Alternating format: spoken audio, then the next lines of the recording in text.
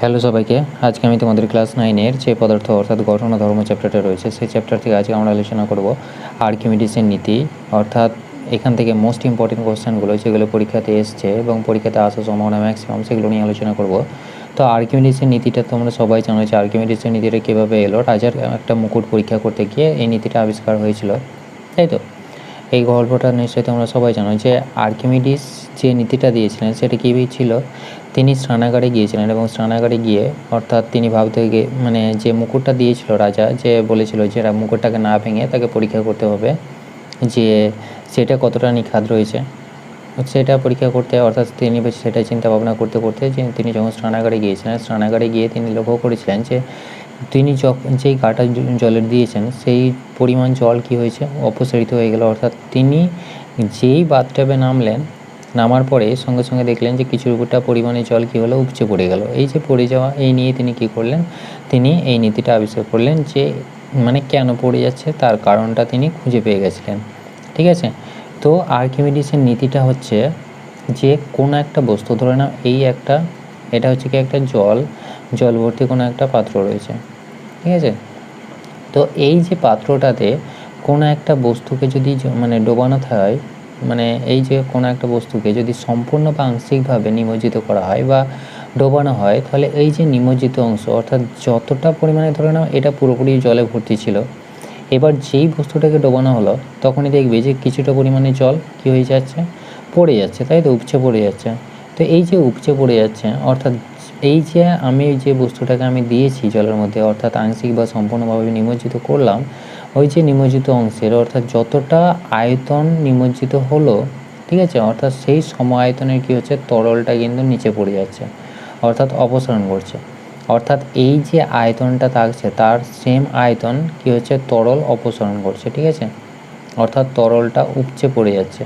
তাহলে এই যে আয়তন অপসারিত হলো, জলটা অপসারিত হলো, বি আয়তনের জল অপসারিত হলো, তো এই যে অপসারিত তরলের যে ওজন হবে, অর্থাৎ এই যে জলটা পড়ে গেল, নিচে যে জলটা পড়ে আছে সেই যে জলটার যে ওজনটা হবে, ঠিক আছে, এই যে ওজনটা হবে এই ওজনের সঙ্গে সমান, এই যে ওজনটা আমি পেলাম কি, এই ভি আয়তনের জলটা উপচে পড়ে গেল, উপচে পড়ে যাওয়ার জন্য নিচে যে পরিমাণে জল আমি উপচে পড়ে গেছে সেই যে জলের ওজনের সমান বল কি হবে, এই যে তরলটা, অর্থাৎ এই যে তরলটা রয়েছে, ঠিক আছে, তরলটি কী করবে, বস্তুর উপর এই যে ঊর্ধ্বমুখী বল ক্রিয়া করছে, অর্থাৎ ঊর্ধ্বমুখী বল প্রয়োগ করছে, সেই বল প্রয়োগের সঙ্গে, অর্থাৎ যে বল প্রয়োগ করছে সেই বলের সঙ্গে কী হবে, সমান হবে কোনটা, এই যে পরিমাণে ওজনটা নিচে পড়ছে, ঠিক আছে। অর্থাৎ তুমি লক্ষ্য করবে যে যখন তুমি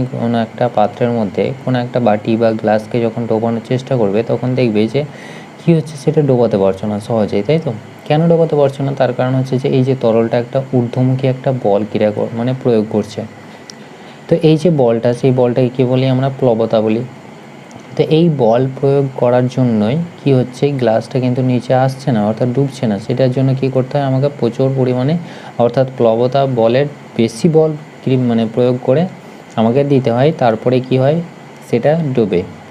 তো এই যে ঊর্ধ্বমুখী বলটা কার সাথে সমান হচ্ছে, সেইটা সমান হচ্ছে যে পরিমাণে জলটা পড়ে গেল, অর্থাৎ যে পরিমাণে, অর্থাৎ যে ওজন আমি পাচ্ছি, অপসারিত তরলের যে ওজন আমি পাচ্ছি, অপসারিত বলতে গেলে যেটা পড়ে যাচ্ছে, তো এই যে অপসারিত তরলের ওজনটা সেটার সঙ্গে কোনটা সমান হচ্ছে, এই যে ঊর্ধ্বমুখী বলের পরিমাণটা কী হবে, সমান হবে।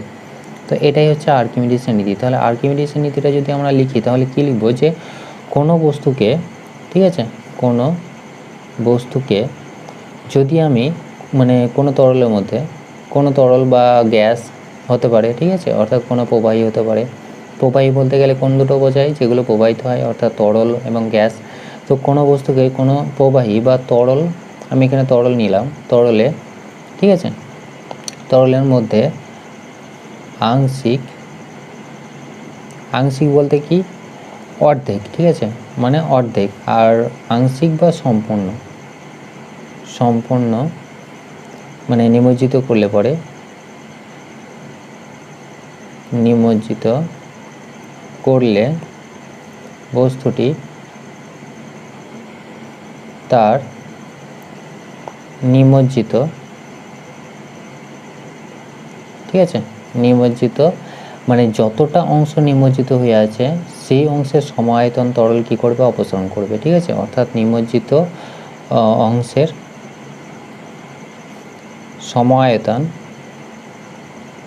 সমায়তন তরল অপসারণ করে, ঠিক আছে, তরল অপসারণ করে।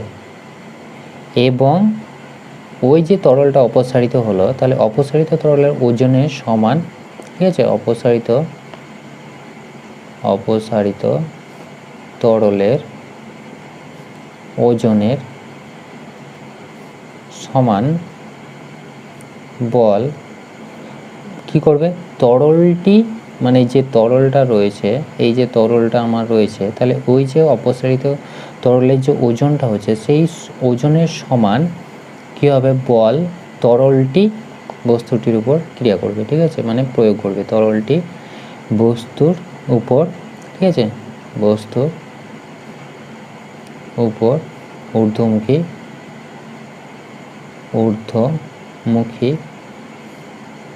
প্রয়োগ করবে, ঠিক আছে, প্রয়োগ করবে।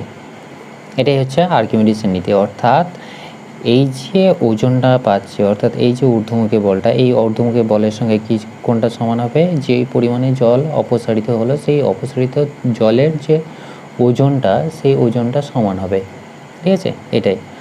তো এটা গেল আমাদের কি, আর্কিমিডিসের নীতি। এরপরে যেটা রয়েছে সেটা হচ্ছে ওই যে প্লবতা কাকে বলা হয়। প্লবতা হচ্ছে, একটু আগে দেখলাম যে ঊর্ধ্বমুখী কোনো একটা বস্তুকে যদি আমি আংশিক বা সম্পূর্ণভাবে নিমজ্জিত করি, তাহলে সেটা কি করছে, একটা ঊর্ধ্বমুখী বল ক্রিয়া করছে, তাই তো। আমরা দেখলাম যে একটু আগে যে ঊর্ধ্বমুখী একটা বল ক্রিয়া করছে, যার কারণে কি হচ্ছে, এই বস্তুটা মানে এই ওজনটার সঙ্গে কি হচ্ছে, এই যে ঊর্ধ্বমুখী বলটা সমান হচ্ছে আর্কিমিডিসের নীতি অনুযায়ী। তো এই যে ঊর্ধ্বমুখী বলটা, সেই ঊর্ধ্বমুখী বলটাই হচ্ছে কি, প্লবতা, ঠিক আছে।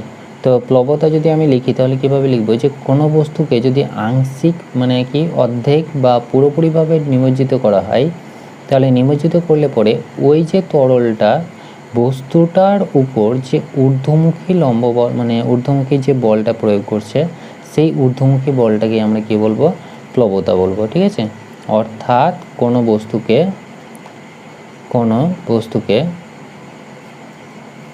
আংশিক বা সম্পূর্ণ নিমজ্জিত করলে, ঠিক আছে, করলে তরল, এখানে আমি তরল নিয়েছি, তো তরল বা যে কোনো প্রবাহ হতে পারে, মানে গ্যাসও হতে পারে, ঠিক আছে, তরল বস্তুর উপর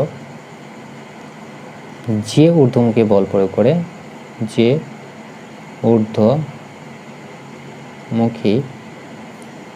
বল প্রয়োগ করে, ঠিক আছে, বল প্রয়োগ করে তাকেই প্লবতা বলে।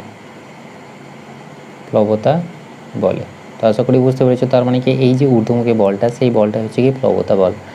অর্থাৎ প্লবতা, এই প্লবতার জন্য কি হচ্ছে, কোনো বস্তু ভেসে থাকছে, মানে ভেসে থাকার জন্য এই যে প্লবতাটাই দায়ী থাকছে। অর্থাৎ কোনো বস্তু ভেসে থাকবে না, সেটা ডুবে যাবে, সেটা কার উপর ডিপেন্ড করে, এই যে ঊর্ধ্বমুখী বলটা, সেই ঊর্ধ্বমুখী বলটার উপর ডিপেন্ড করছে, অর্থাৎ যেটাকে আমরা কি বলছি, প্লবতা বলছি। তো এটা হলো আমাদের মানে প্লবতা কাকে বলা হয়। এরপরে যে কোশ্চেনটা রয়েছে সেটা হচ্ছে যে কোনো তরলে বস্তুর ভাসনের শর্তগুলি কি কি। দেখো, এই যে ঊর্ধ্বমুখী বলটা আমি পাচ্ছি, অর্থাৎ যে বলটাকে আমরা এফ দিয়ে যদি আমি প্রকাশ করি, তাহলে প্লবতা বল হচ্ছে কি এফ, আর এটা হচ্ছে কি কোনো একটা বস্তু। তাহলে এই যে এফ এর মানটা কার সাথে সমান হচ্ছে, কার সাথে সমান হচ্ছে, আমি দেখলাম যে এই যে জলটা, অর্থাৎ কোনো একটা বস্তু, এই যে একটা পাত্রের মধ্যে কোনো একটা ধরো না পুরোপুরি জল রয়েছে, সেখানে কি হচ্ছে, কোনো একটা বস্তু আংশিক বা সম্পূর্ণভাবে নিমজ্জিত রয়েছে, ধরে নিলাম আংশিক নিমজ্জিত রয়েছে। তো আংশিক নিমজ্জিত হয়ে থাকলে পরে কী হবে, যখনই এটা মানে ডোবানো হলো, ঠিক আছে, নিমজ্জিত করা হলো, নিমজ্জিত করার পরে এবারে কী হবে, এর আয়তনের সমায়তনে কী হবে, জল অপসারণ ঘটবে। তাহলে সমায়তনে জল, যে পরিমাণে জল অপসারণ ঘটলো, সেই যে জলের ওজনটা, সেই ওজনটা মানে যেটা হবে সেটাই হবে কি, এই যে ঊর্ধ্বমুখী বল অর্থাৎ প্লবতা বলের সঙ্গে সমান হবে, তাই তো। তাহলে এই যে ঊর্ধ্বমুখী বলটা এবং এই যে ওজনের মানটা যদি সমান হয়ে যায়, তাহলে কি হবে, এটা নিশ্চয়ই ভাসবে। অর্থাৎ এই যে বস্তুটা যে পরিমাণে জলটা অপসারণ করছে সেই যে অপসারিত জলের ওজন, ঠিক আছে, অর্থাৎ যে ওজনটা পাচ্ছি আমি, জলের যে ওজনটা পাচ্ছি, এবং এটার সাথে যদি আমার এই যে প্লবতা বল, ঊর্ধ্বমুখী যে বলটা রয়েছে সেই বলটা যদি সমান হয়ে যায় তাহলে কি হবে, জলে ভাসবে। আর কি হতে পারে, দেখো এই বলটা অর্থাৎ যে ঊর্ধ্বমুখী প্লবতা বল, অর্থাৎ এই যে বলের পরিমাণটা যদি বেশি হয়ে যায় তাহলে কি হবে, একে ডুবতে দেবে না, তাই তো, তাহলে সেটা কী হবে, ভাসবে। তো এখান থেকে আমরা কী পাবো, দেখো যে আমি যদি কোনো একটা বস্তুকে ডোবাই তাহলে তার সম আয়তনে কী হবে, জল অপসারণ করবে। সেক্ষেত্রে আমরা কি পাবো, ধরে নিলাম যে কোনো একটা বস্তুকে যদি ডোবানো হয় তাহলে সেই ডোবানো হলে পরে বস্তুর আয়তনটা হচ্ছে কি, বস্তুর আয়তনটা যদি আমি ভি ধরে নিই, ঠিক আছে, আয়তন আমি ধরে নিলাম ভি, তাহলে যে পরিমাণে জল অপসারণ করবে তাহলে তরল মানে কতটা পরিমাণে, তরলের আয়তন অর্থাৎ অপসারণ যেটা ঘটলো, ঠিক আছে, অপসারিত যদি আমি লিখি তাহলে অপসারিত তরলের আয়তন কত হবে, আয়তনও সেম হবে, তাই তো, সম আয়তনের তরল অপসারিত হবে, তাহলে আয়তন এটা পেলাম। তাহলে তরলের ঘনত্ব যদি আমি ডি ধরে নিই, ঠিক আছে, তরলের ঘনত্ব, ঠিক আছে, ঘনত্ব আমি কি ধরে নিলাম, ডি ধরে নিলাম। তাহলে এই যে অপসারিত হলো সেই যে অপসারিত তরলের আয়তন কত হচ্ছে ভি, তো ঘনত্ব আমি ধরে নিলাম ডি, ঠিক আছে, এবং ভর ধরে নিলাম, ভর হচ্ছে কত, এম। তাহলে এখান থেকে দেখো যে আমি যে ভরটা পাচ্ছি, আবার ভর সমান আমি কি জানি, ভর সমান হচ্ছে কি, মানে ডি সমান এম বাই ভি, তাই তো, ডি সমান হচ্ছে কি এম বাই ভি। তাহলে এখান থেকে এম এর মানটা যদি আমি বার করি তাহলে ডি ইন্টু ভি, অর্থাৎ এখানে কি হচ্ছে ডি ইন্টু ভি, এটা পাচ্ছি আমি এম এর মানটা। তাহলে এম সমান আমি লিখতে পারি ডি ইন্টু ভি, অর্থাৎ ঘনত্ব সমান ভর বাই আয়তন। এটা আমরা সূত্র থেকে জানি, ঘনত্বের সূত্র থেকে। তো এখান থেকে আমি যদি এম এর মানটা বার করি তাহলে এম সমান কী পাবো, ডি ইন্টু ভি পাবো, সেটাই আমি বসালাম। তাহলে এম সমান ডি ইন্টু ভি। তাহলে দেখো এইখানে যে বলটা ক্রিয়া করছে সেটা কোন ধরনের বল, অভিকর্ষ বল, তাই তো। তাহলে অভিকর্ষ বলটা কার সঙ্গে সমান হচ্ছে, এই যে বস্তুটা রয়েছে তার ওজনের সঙ্গে সমান হচ্ছে, অর্থাৎ আমি এখানে কি বলতে পারি, যে বলটা ক্রিয়া করছে সেটা কি এম জির সাথে সমান হচ্ছে, তাই তো। তাহলে এম এর মানটা কত, ডি ইন্টু ভি, তাহলে ডি ইন্টু ভি ইন্টু এখানে কি রয়েছে, জি রয়েছে, অভিকর্ষজ ত্বরণ। তাহলে এটা পাচ্ছি আমি কি, যে বলটা ক্রিয়া করছে সেই বলটা, তাই তো, অর্থাৎ যে বলের মানটা সেই বলের মানটা এটা হচ্ছে। এবার এই যে বলের মানটা আমি পেলাম এটা হচ্ছে কি, এই যে বলটা ঊর্ধ্বমুখী বলটা, তাহলে কি হবে, দেখো যে ভাসবে কখন, যদি আমার এই বলের মানটা বেশি হয়, কার তুলনায় বেশি হয়, এই যে বস্তুটা রয়েছে সেই বস্তুটার যে মানে আয়তনটা, আমি এই বস্তুটার জন্য যদি আমি ধরে নিই যে বস্তুটার ঘনত্ব হচ্ছে কি পি, ঠিক আছে, আর বস্তুটার আয়তন হচ্ছে কি ভি, এবং এখান থেকে যদি আমি বার করি এম সমান কী হবে, তাহলে এখান থেকে এটা কি ঘনত্ব, বস্তুর ঘনত্ব, ঠিক আছে, বস্তুর ঘনত্ব। তাহলে বস্তুর ঘনত্ব আমি পি ধরে নিলাম আর আয়তন হচ্ছে কি ভি ধরে নিয়েছি, আর এম সমান কী হবে, এম সমান হবে নিশ্চয়ই যে পি ইন্টু ভি, তাই তো, পি ইন্টু ভি। তাহলে এখান থেকে দেখো যে আমি এখানে আমার যে বলটা ক্রিয়া করবে সেটা কি হবে, এম জি, অর্থাৎ এখান থেকে আমি কী পাবো, পি ইন্টু ভি ইন্টু জি। তাহলে এই দুটোর মধ্যে কি মানে বলতে পারি, ঠিক আছে।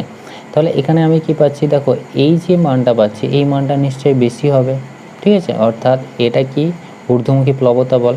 তাহলে আমি বলতে পারি যে ভাসবে কখন, যদি আমাদের ডি ইন্টু ভি ইন্টু জি এটা বেশি হয় কার তুলনায়, এর তুলনায়, অর্থাৎ বস্তুটার যে বলটা পেলাম অর্থাৎ অভিকর্ষ বলটা যেটা আমি পাচ্ছি সেটার তুলনায় যদি বেশি হয়, ঠিক আছে, ভি ইন্টু জি। এবার এখান থেকে দেখো যে এই দুটো আমাদের কি হচ্ছে, সেম সেম থাকছে, ভি জি সেম সেম থাকছে। তাহলে আমি এখান থেকে কি পাচ্ছি, ঘনত্বের ব্যাপারটা পাচ্ছি, তাই তো। তাহলে এবার দেখো যে এখানে যার ঘনত্ব বেশি হবে সে কী হবে, ডুবে যাবে। তাহলে এখানে নিশ্চয়ই এই বস্তুটা ভাসবে, মানে কি আমাকে ভাসনের শর্ত বলেছে। তাহলে আমি বলতে পারি যে এর ঘনত্ব যদি হালকা হয়, ঠিক আছে, তাহলে হালকা হলে পরে কী হবে, ভাসবে, তাই তো, অর্থাৎ জলের ঘনত্ব যদি বেশি হয় আর বস্তুটার ঘনত্ব যদি কম হয় তাহলে যেটার ঘনত্ব কম সেটা কী হবে, ভাসবে। তাহলে ঘনত্ব কম হলে পরে সেটা ভাসবে। তাহলে এটা পেলাম। আর এখান থেকে আমি কি বলতে পারি, যে প্লবতা বল, এটা একটা পেলাম, 1 নম্বর পেলাম। 2 নম্বর হচ্ছে কি প্লবতা বল, অর্থাৎ যে বস্তুর ওজন, ঠিক আছে, বস্তুর ওজনের তুলনায়, বস্তুর ওজন যেটা হবে, বস্তুর ওজনের তুলনায় যদি আমার প্লবতা বল যদি বেশি হয়, ঠিক আছে, বস্তুর ওজনের তুলনায় প্লবতা যদি বেশি হয় তাহলে ভাসবে, ঠিক আছে, এটা হলো শর্ত। আর কি হতে পারে, যদি দুটোই সমান হয় অর্থাৎ বস্তুর ওজন এবং বস্তুর যে প্লবতা বল, ঠিক আছে, দুটোই যদি আমার সমান হয় তাহলে কী হবে, বস্তুটা ভাসবে। তাহলে এইগুলো হচ্ছে কি আমাদের শর্ত, ভাসনের শর্ত। তাহলে তিনটে শর্ত পেলাম, ঘনত্ব, বস্তুর ওজন এবং প্লবতা, এবং যদি বস্তুর ওজন অর্থাৎ বস্তুর ওজনকে যদি আমি W1 ধরি আর প্লবতাকে যদি আমি W2 ধরি, তাহলে বস্তুর ওজন এবং প্লবতা অর্থাৎ প্লবতা যদি বেশি হয় বস্তুর ওজনের তুলনায় তাহলে কী হবে, ভাসবে, এবং যদি সমান সমান হয় তবুও কী হবে, ভাসবে। ঠিক আছে, তো এইগুলো হচ্ছে কি ভাসনের শর্ত। তা আশা করি বুঝতে পেরেছ। এরপরে যে কোশ্চেনটা রয়েছে সেটা হচ্ছে যে একটা লোহার বল, ঠিক আছে, জলে ডুবে যায় কিন্তু তার চেয়ে বহুগুণ ভারী লোহার জাহাজ জলে ভাসে কেন? ঠিক আছে, অর্থাৎ কারণটা কি? তো আর কারণ হচ্ছে, দেখো যখন জলের মধ্যে ডোবানো হচ্ছে তখন এই যে বস্তুটা রয়েছে তার বস্তুর যে আয়তনটা রয়েছে সেই আয়তনটা কী হচ্ছে, এটা হচ্ছে কি একটা লোহার বল, এর আয়তনটা খুব কম, তাই তো, আয়তনটা কি কম, বস্তুর আয়তন কম। তাহলে বস্তুর আয়তন কম হলে পরে প্লবতা বল কী হবে, প্লবতা বল নিশ্চয়ই কম পরিমাণে ক্রিয়া করবে, তাই তো, প্লবতা বল কী হবে, কম হবে, তাই তো। অর্থাৎ আয়তন কম হওয়ার জন্য এর উপর ক্রিয়াশীল যে প্লবতা বল সেই প্লবতা বলের মানটা কী হবে, কম হবে, তাই তো, আয়তন কম। তাহলে এবার বলো যে আয়তনটা যদি আমার বেশি হয়, ঠিক আছে, অর্থাৎ একটা যদি আমি জাহাজ নিয়ে নিই তাহলে জাহাজের ক্ষেত্রে কী হচ্ছে, এই যে তলাটা কী হয়, অনেক বড় হয়, তাই তো। জাহাজের ক্ষেত্রে কী হচ্ছে, এই যে তলাটা অর্থাৎ এই যে আয়তনটা কী হচ্ছে, অনেক বেশি বড় হচ্ছে। তাহলে এই আয়তনের জন্য বেশি পরিমাণে আয়তনের জল অপসারিত হচ্ছে। তাহলে এই অপসারিত হওয়ার জন্য প্লবতা বল কী হচ্ছে, প্লবতা বল বেশি পরিমাণে ক্রিয়া করছে। তাহলে প্লবতা বল বেশি পরিমাণে ক্রিয়া করা মানে কি, সেটা ভালো, অর্থাৎ ভাসন, অর্থাৎ প্লবতা বল বেশি হওয়া কী হচ্ছে, ভাসনের শর্ত। তো এই জন্যে কী হচ্ছে, এই বস্তুটা অর্থাৎ লোহার চাইতে যেহেতু এর আয়তনটা অনেকটা বেশি জায়গা জুড়ে রয়েছে এবং বেশি পরিমাণে আয়তনে জল অপসারিত হচ্ছে, সেই জন্য তার উপর ক্রিয়াশীল যে প্লবতা বল সেই প্লবতা বলের মানটা কী হচ্ছে, বেশি হচ্ছে। ঠিক আছে, প্লবতা বল ক্রিয়াশীল হচ্ছে বেশি পরিমাণে, ঠিক আছে, কেন কি আয়তনটা হচ্ছে কি বেশি পরিমাণে আয়তন, অর্থাৎ এই যে এখানে জলটা কি হচ্ছে, জলের অপসারিত জলের যে আয়তনটা সেটা কি হচ্ছে, বেশি হচ্ছে। তাহলে অপসারিত জলের আয়তনটা বেশি হওয়ার জন্য এখানে ক্রিয়াশীল যে প্লবতা বল সেই প্লবতা বলের মানটা কি হচ্ছে, বেশি হচ্ছে। তাহলে প্লবতা বলের মান বেশি হওয়ার জন্যই লোহার জাহাজটা কী হচ্ছে, ভেসে থাকছে। ঠিক আছে, তো এটাই হচ্ছে কি মানে ভেসে থাকার শর্ত। অর্থাৎ কেন ভেসে থাকছে, তার কারণ হচ্ছে যে প্লবতা বলের মানটা বেশি। কেন বেশি, তার কারণ হচ্ছে অপসারিত যে জলের আয়তন সেই আয়তনটা কী হচ্ছে, বেশি হচ্ছে। এটাই হচ্ছে মানে অ্যান্সারটা। এরপরে যে কোশ্চেনটা রয়েছে সেটা হচ্ছে যে সোনার আপেক্ষিক গুরুত্ব 19.3 এর অর্থ কী? ঠিক আছে, তো এই যে সোনার আপেক্ষিক গুরুত্ব, আমরা কি জানি যে আপেক্ষিক গুরুত্ব, ঠিক আছে, আপেক্ষিক গুরুত্ব সমানে আমরা কি জানি যে কোনো বস্তুখণ্ডের যে ওজন, ঠিক আছে, কোনো বস্তুখণ্ডের ওজন ডিভাইডেড বাই 4 ডিগ্রি সেন্টিগ্রেড উষ্ণতায় মানে বস্তুখণ্ডের সম আয়তনের জলের ওজন, ঠিক আছে, জলের ওজন। তো এখানে দেখো যে আমি যদি এটা বসাই তাহলে কি পাবো, আপেক্ষিক গুরুত্ব বলে দিয়েছে সোনার, তাহলে এটা হচ্ছে কি 19.3। তাহলে আপেক্ষিক গুরুত্ব যদি 19.3 হয় তাহলে 19.3 ইন্টু এটা হয়ে যাবে, এটার সাথে এটা গুণ হবে, তাই তো। তাহলে 4 ডিগ্রি সেন্টিগ্রেড উষ্ণতায় জলের যে ওজন আছে, তাহলে এখানে আমি শুধুমাত্র জলের ওজনটাই লিখছি, মানে পুরোটাই লিখতে জায়গা নেই, সেই জন্য ছোটো করে লিখছি যে জলের ওজন। ঠিক আছে, এটা সমানই হবে কি এই যে বস্তুখণ্ডের ওজন, ঠিক আছে, অর্থাৎ বস্তুর ওজন। তাহলে এখান থেকে দেখো যে বস্তুর ওজন অর্থাৎ যে সোনার ওজনটা পাচ্ছি সেটা জলের তুলনায় কত গুণ ভারী, 19.3 গুণ ভারী, তাই তো। তাহলে এখানে আমি কি বলতে পারি যে 1 খণ্ড সোনা সম আয়তন জল অপেক্ষায় কত গুণ ভারী, 19.3 গুণ ভারী। তাহলে আমি এখানে যদি লিখি তাহলে কি লিখব যে 1 খণ্ড, ঠিক আছে, 1 খণ্ড সোনা সম আয়তন জল অপেক্ষা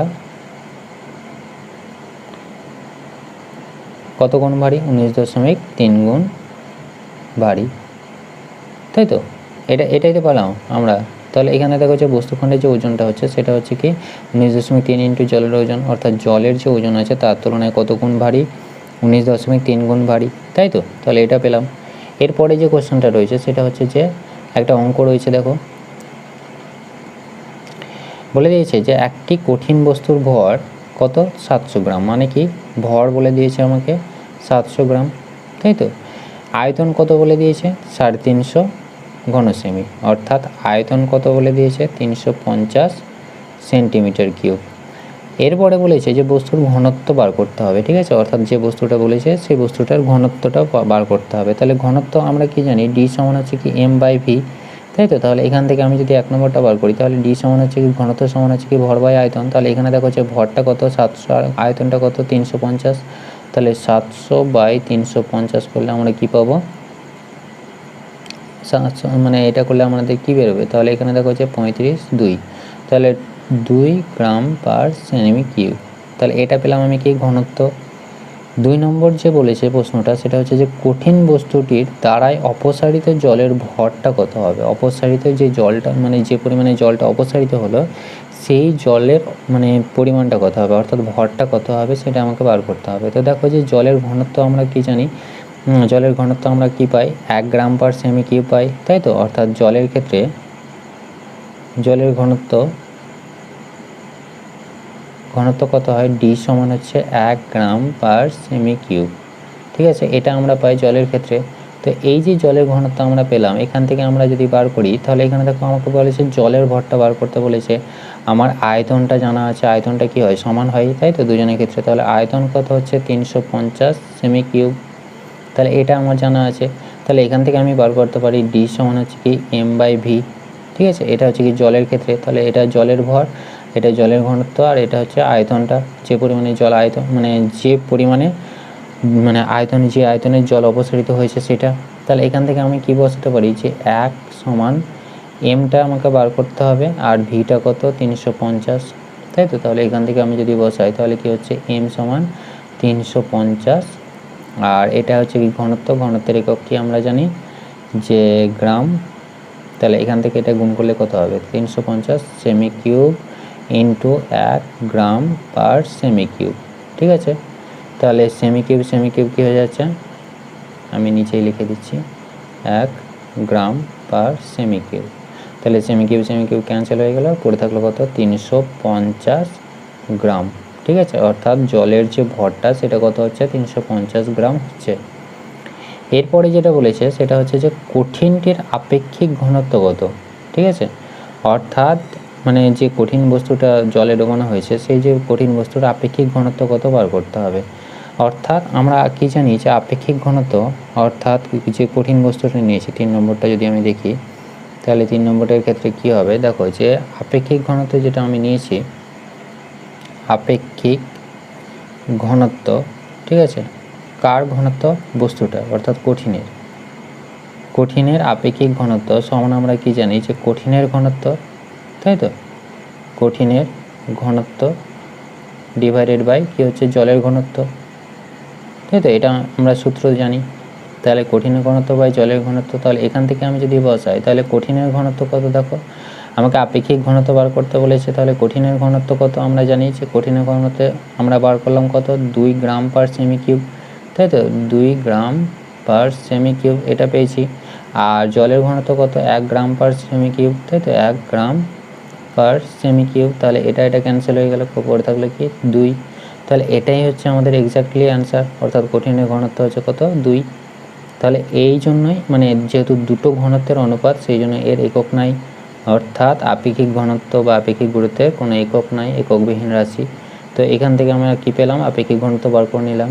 তো তোমরা প্রথমেই কি করবে, সবগুলো ডেটাগুলোকে আলাদা আলাদা করে লিখে নেবে, যেমন আমি এখানে করলাম, আলাদা করে লিখে নিলাম, তারপরে একটা একটা করে অ্যান্সার করলাম। তো এভাবেই তোমরা কি করবে, ডেটাগুলোকে আগে লিখে নেবে, লিখে নেওয়ার পরে যে প্রশ্নগুলো বলেছে সেই প্রশ্নগুলোর অ্যান্সার করার চেষ্টা করবে, দেখবে খুব ইজি হয়ে যাবে, ঠিক আছে? তো আশা করি বুঝতে পেরেছি। যদি কোনো ডাউট থাকে আমাকে কমেন্ট করে জানাবা, অবশ্যই সলভ করে দেবো। Thank you.